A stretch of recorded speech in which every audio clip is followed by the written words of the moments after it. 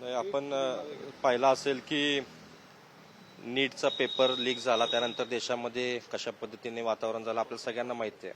टीईटीचा paper देखील महाराष्ट्रामध्ये फुटला आणि आता MPSCचा औषध निरीक्षक भरतीचा देखील पेपर फुटला. त्याचे पुरावे आपल्या समोर येत आहेत. MSCETचा देखील परीक्षेमध्ये कसा घोटाळा झाला हे सगळं पाहिलं आणि या सगळ्याची लिंक भाजपच्या निगडीत नेत्यांशी किंवा त्यांच्या संबंधित कार्यकर्त्यांची किंवा त्यांच्या कार्यालयापर्यंत जातात. पुण्याच्या महापौरांचा उल्लेख करण्याचं कारण असं आहे की त्यांच्यासोबत असणारा अधिकृत व्यक्ती त्याच्या मिसेसचं देखील त्यामध्ये नाव आलेलं आहे आणि ती परीक्षा उत्तीर्ण झालेली आहे. त्याचे पुरावे आमच्याकडे सगळे आहेत आणि कशा पद्धतीने हा सगळा लिंकअप होतोय याचं देखील आहे. एका विद्यार्थ्यानं स्वतः येऊन आमच्याकडे कन्फ्युज केलं की सोलापूर जिल्ह्यातील एका आमदार पुत्राच्यावर त्याचा व्यवहार झाला आणि त्याला 40 लाख रुपये दिले आणि 40 लाख रुपये दिल्यानंतर ती परीक्षा तो उत्तीर्ण झाला. आणि ह्या सगळी व्यक्ती जे वावरतात किंवा काय हे मुख्यमंत्र्यांचं जे किचन कॅबिनेट आहेत त्यांच्याशी निगडीत असणारे हे सगळे व्यक्ती आहेत. मुख्यमंत्र्यांचं MPSC विभाग जे अनधिकृतपणे सांभाळतात किंवा शिक्षण व्यवस्थेमध्ये जे अनधिकृतपणे जे काम करतात ह्या सगळ्यांच्या संबंधित हे सगळे व्यक्ती आहेत. त्याचा देखील पुराव्यानिशी आम्ही खुलासा करू. प्रत्येक तासा 2 तासाला आमच्याकडे नवीन नवीन पुरावे येत आहेत. ते सगळे एकत्रित संकलित करण्याचं आमचं काम चालू आहे आणि ते आल्यानंतर जाहीर पत्रकार परिषद घेऊन आम्ही हे सगळे पुरावे आपल्यासमोर मांडू इच्छितो. पण ह्या सगळ्याचं भाजप कनेक्शन कशा पद्धतीने आहे, कारण का त्याच व्यक्ती जे भाजपच्या गोटातले जवळचे व्यक्ती आहेत त्याच व्यक्तींच्या नातेवाईकांचं किंवा कुटुंबियांचं नाव कसं येतं हा आमचा प्रश्न आहे. मुख्यमंत्री एक ठिकाणी छातीठोक सांगतात की आम्ही यावरती कारवाई केली टीईटीच्या परीक्षेमध्ये म्हणून इतर राज्यांमध्ये त्याकडून तिने धडा घेतला. खरं तर लाज वाटायला पाहिजे, कारण का अशा गंभीर परीक्षेमध्ये एकंदरीत ऑफलाईन किंवा ऑनलाईन परीक्षा घ्यायची यावर प्रचंड विद्यार्थ्यांमध्ये गोंधळ होता. मुख्यमंत्र्यांनी ते आंदोलन दाबण्याचा प्रयत्न केला, पण ऑनलाईन झाली परीक्षा तर हे अजून किती बिकट होईल हे आपल्या माध्यमातून सांगू इच्छितो. आणि येणाऱ्या काळामध्ये या सगळ्यांवरती कारवाई झाली पाहिजे. यावरती SIT किंवा CBI नेमून काही उपयोग नाही, कारण का नीटच्या परीक्षेमध्ये देखील 2024 साली CBI एन्क्वायरी झाली पण त्यामधून काही निष्पन्न झालं नाही. यामध्ये निवृत्त न्यायाधीशांची कमिटी स्थापित मुख्यमंत्र्यांनी केली पाहिजे, त्यामध्ये विरोधी पक्षातील नेत्यांना देखील घेतलं पाहिजे ही आमची मागणी आहे. आणि राज्यसेवा आयोगाच्या अध्यक्षांचा राजीनामा तुर्तास झाला पाहिजे, कारण का हा घोटाळा समोर आलेला आहे सगळ्यांच्या माध्यमातून आणि मुख्यमंत्र्यांनी नैतिक जबाबदारी स्वीकारली पाहिजे. या सगळ्या विद्यार्थ्यांची माफी मागितली पाहिजे आणि आज वेळ आलेली आहे की MPSCचं पुनर्गठन झालं पाहिजे. MPSC हे बरखास्त करून ह्याचं पुनर्गठन रिस्ट्रक्चरिंग करण्याची आज वेळ आलेली आहे. या प्रमुख आमच्या मागण्या आहेत. येणाऱ्या काळामध्ये आंदोलनाचा पवित्रा आम्ही घेणार आहोत, रस्त्यावरची लढाई लढू, पण मुख्यमंत्र्यांनी आज जंतर मंतरवरती काय झालं त्याचा बोध घेऊन महाराष्ट्रामध्ये त्यांची खुर्ची जर वाचवायची असेल तर यावरती कठोर पावलं उचलली पाहिजे हे आपल्यामधून सांगू. पुणे महानगरपालिकेच्या ज्या महापौर आहेत त्यांच्या कुटुंबातले ते सदस्य नाही, त्यांच्यासोबत काम करणारा व्यक्ती आहे, अधिकृत व्यक्ती आहे आणि त्याच्याची धागेदोरे आहेत आणि तो BJPच्या सर्कलची देखील वावरणारा व्यक्ती आहे. त्याचे फोटोग्राफ्स बाकी सगळ्या गोष्टी आमच्या आहेत, सगळ्या गोष्टी त्या आपल्या समोर मी सादर करीन. आणि महापौरांनी देखील याचा खुलासा करावा की त्यांच्यासोबत असणारा व्यक्ती, कारण का हे सगळं घडत असताना महापौरांच्या बरोबर असणारा व्यक्तीच कुटुंबातल्याचं नाव काय येतं, कारण का महापौरांच्या ह्यामध्ये महापौरांचं इन्व्हॉल्वमेंट आहे का त्यांच्या जवळच्यांचं कोणाचं इन्व्हॉल्वमेंट आहे का, महापौरांनी मध्यस्थी केली आयोगाची किंवा भाजपच्या कुठल्या नेत्याला सांगितलं आणि ह्या सगळ्यांची नावं आली, याचा सगळ्याचा तपास झाला पाहिजे, सगळ्याची एन्क्वायरी झाली पाहिजे अशी आमची भूमिका आहे.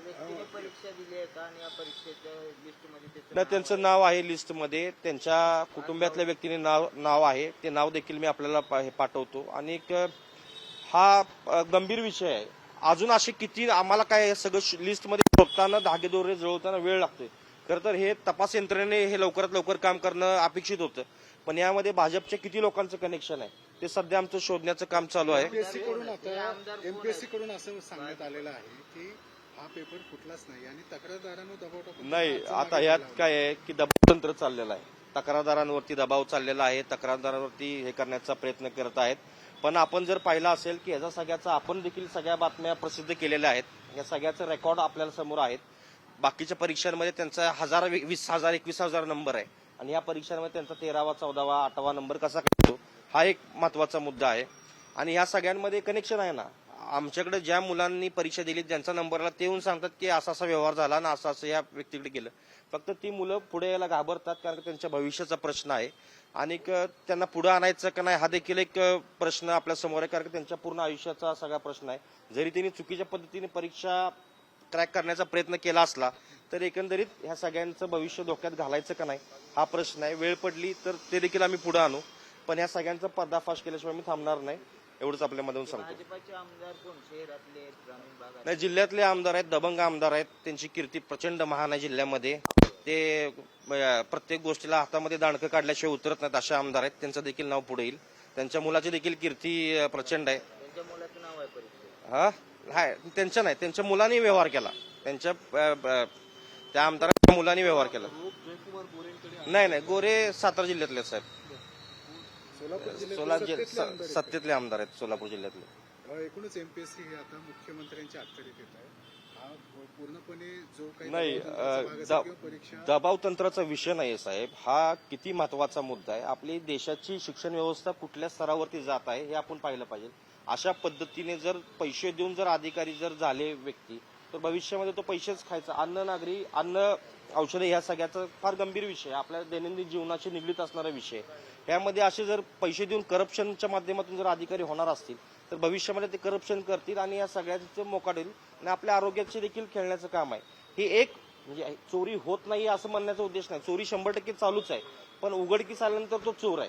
अशा अनेक परीक्षांमध्ये घोटाळे होतात, सेटिंग होतात, हे पाहायला मिळते. आणि या गेल्या 10-12 वर्षामध्ये जेव्हापासून भाजप देशामध्ये आलेलं आहे, राज्यामध्ये आलेलं आहे, याचं सगळ्याचं गंभीर वाढलेलं आहे आणि हे सगळे प्रकार उघडीस यायला लागलेले आहेत. आता ही जर परीक्षा झालेली आहे, भरती प्रक्रिया पूर्ण झालेली आहे असं एमपीएससी सांगताय, तर आता या 5 महिन्याच्या कालखंडानंतर आता हे पुरावे कसे काय समोर येतात? नाही, काय आहे की जे का समोर येतात का नाही आहे, समोर येतात ह्याला महत्व आहे.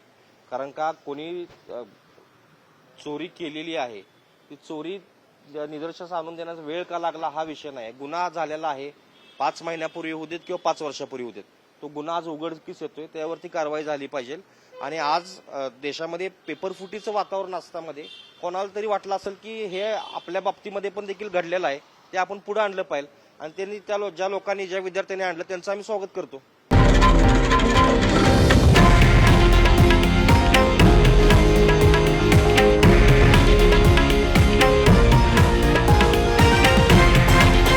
हे आहे देशातील नंबर 1 न्यूज नेटवर्क आणि आपण पाहत आहात TV9 मराठी, एकमेव.